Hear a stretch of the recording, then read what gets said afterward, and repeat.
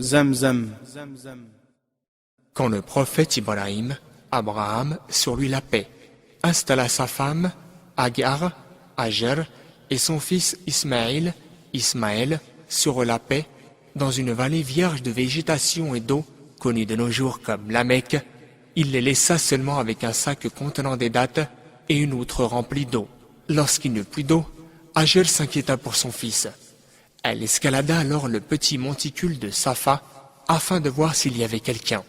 Comme elle ne vit personne, elle descendit et alla rapidement en direction de Marwa, où elle monta sur le monticule pour voir s'il y avait quelqu'un.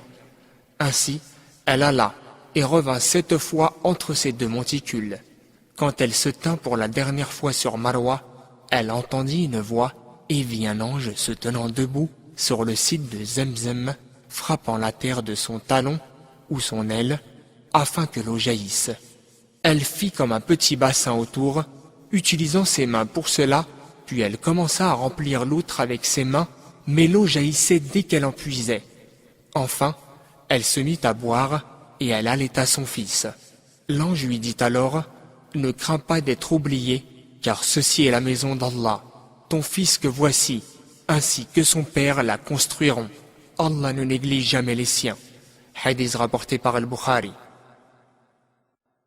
Le puits de Zemzem est situé près de la Kaaba. Sans aucun doute, son eau est la plus bénie et la plus pure à la surface de la terre.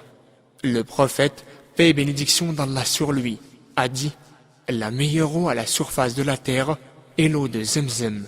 Elle est une nourriture, mais aussi un remède contre la maladie. » Hadith rapporté par At-Tabarani.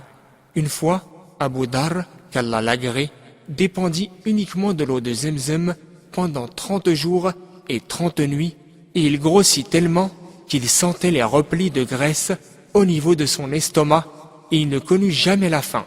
Lorsqu'il mentionna ceci au prophète, il lui dit « Cette eau est bénie, et elle est aussi une nourriture. » Hadith rapporté par l'imam Muslim.